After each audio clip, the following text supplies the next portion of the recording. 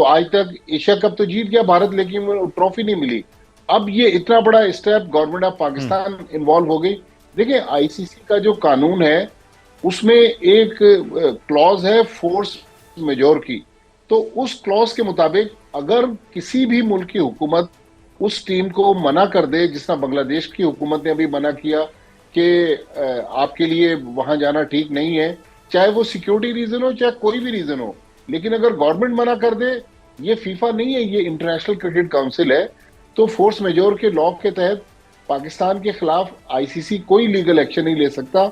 लेकिन मोहसिन नकवी साहब ने और गवर्नमेंट ऑफ पाकिस्तान ने जिस दानिशमंदी के साथ पाकिस्तान क्रिकेट के कार्ड्स को खेला है, आप देखें आईसीसी के जो वाइस प्रेसिडेंट है उस्मान, वो इमरान ख्वाजा, वो लाहौर पहुंचे अब से चंद घंटे पहले। बांग्लादेश के जो प्रेसिडेंट है अमीनुल इस्लाम, देखिए बांग्लादेश के साथ जो आईसीसी ने किया, पाकिस्तान आपने जो 2-3 नुकात बताए बिल्कुल ऐसा ही पाकिस्तान चाहता है कि उसका रेवेन्यू जो है, जो तकरीबन साल में $36 मिलियन पाकिस्तान को जो आईसीसी की टोटल आमदनी है उसमें से $36 मिलियन पाकिस्तान को मिलता है, जबकि भारत को मिलता है $120 मिलियन। इंग्लैंड और ऑस्ट्रेलिया को भी इतना ही बड़ा अमाउंट मिलता है। तो पाकिस्तान का कहना है कि हम जिसकी वजह से, हमारी वजह से रेवेन्यू आता है इंडिया से मैच खेलने के बाद, तो हमें तो आप छोटा सा अमाउंट दे रहे हैं, भारत को इतना बड़ा अमाउंट दे रहे हैं, ऑस्ट्रेलिया इंग्लैंड को आप जो बिग 3 के 3 मुल्क हैं उनके पास बड़ी रकम जा रही है। एक तो ये पैसों का मसला, दूसरा बिल्कुल बायलैटरल सीरीज, फिर हैंडशेक की भी पाकिस्तान ने यकीनी तौर पर बात की होगी या करेगा कि क्रिकेट में कोई कानून नहीं है कि आप हाथ मिलाएं, लेकिन जब आप जेंटलमैन्स गेम कहते हैं, स्पोर्ट्समैन स्पिरिट कहते हैं, तो हाथ भी मिलाना चाहिए।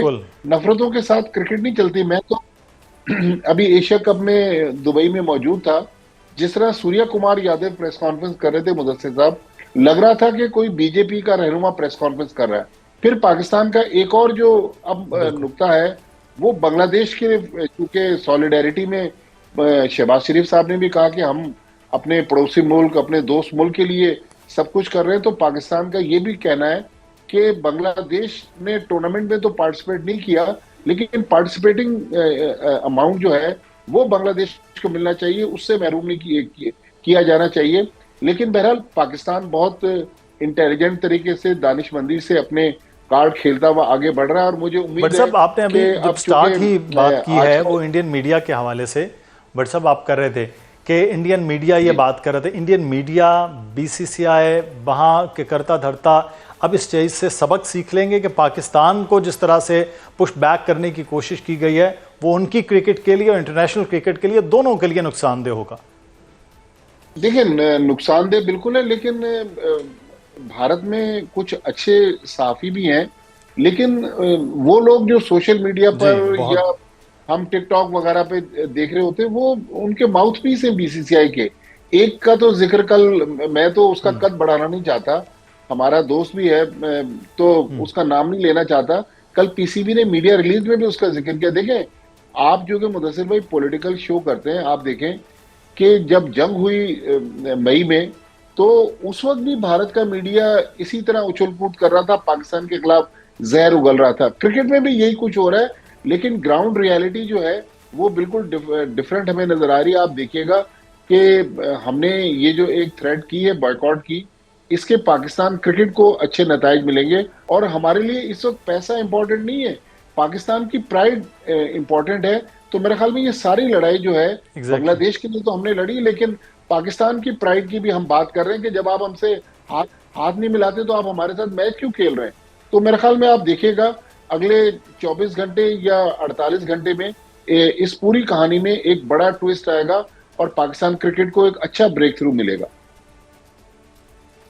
अच्छा, बहुत ज़्यादा बात की जा रही थी ये भी इंटरनेशनली भी कि पाकिस्तान जो है वो एक कमज़ोर इस वक्त पोजीशन पर आ जाएगा अगर ये इस किस्म का फ़ैसला होता है। फ़ैसला कर लिया गया, अब जो सिचुएशन है कि आईसीसी के वाइस प्रेसिडेंट यहाँ पर हैं, पाकिस्तान के लिए बातचीत होना और उसके बाद पाकिस्तान का फ़ैसला। पाकिस्तान इस वक्त क्या वाकई हम कहेंगे मॉरली भी ग्राउंड जो उनका है वो मजबूत पोजीशन में है, या अभी भी किसी तरह की पाकिस्तान के लिए कोई थ्रेट हो सकता है आईसीसी की तरफ से अगर ये फैसला पाकिस्तान तब्दील नहीं करता?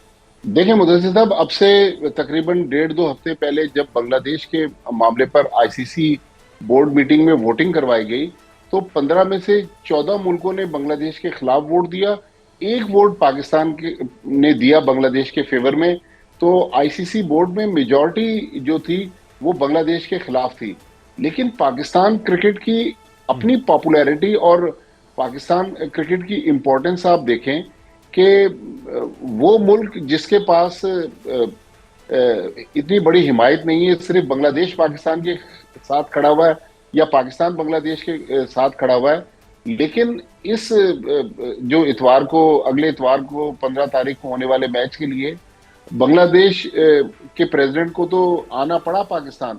लेकिन आप देखें कि आईसीसी के जो वाइस प्रेसिडेंट हैं इमरान ख्वाजा, वो उड़कर लाहौर पहुंचे और पाकिस्तान के साथ मुलाकात कर रहे हैं। बल्कि मुझे तो ये भी इत्तलात हैं कि आईसीसी के जो सीईओ हैं संजोग गुप्ता, चूंकि वो इंडियन हैं, शायद वीजे का इशू हो सकता है, तो उन्होंने भी जूम पर पीसीबी के लोगों के साथ, मोहसिन नकवी के साथ मीटिंग की है। तो मामला बहुत दुरुस्त सिमत में आगे बढ़ रहे हैं और पाकिस्तान क्रिकेट की अहमियत जो है वर्ल्ड क्रिकेट इग्नोर नहीं कर सकता। तकरीबन एक मोहतात अंदाजे के मुताबिक इसमें थोड़ा सा कमी बेशी हो सकती है। 500 मिलियन डॉलर की रकम इन्वॉल्व है पाकिस्तान इंडिया मैच के लिए, जिसमें ब्रॉडकास्टर का पैसा है, स्पॉन्सर्स का पैसा है, प्लस होटलिंग में बहुत बड़ी श्रीलंका कह रहा है कि हमारी तो पूरी मार्केट जो टूरिज्म इंडस्ट्री की है वो तबाह हो गई है। जहाज लोगों ने बुक कराए हैं, चार्टर्ड प्लेन्स पर लोगों ने कोलंबो आना था। तो तकरीबन 500 मिलियन डॉलर इन्वॉल्व है, इसीलिए आईसीसी जो है वो बैकफुट पे आ गया। तो आप देखिएगा आईसीसी भी परेशान है और यकीनी तौर पर पाकिस्तान की अहमियत का अंदाजा भी इंटरनेशनल क्रिकेट में हो रहा है।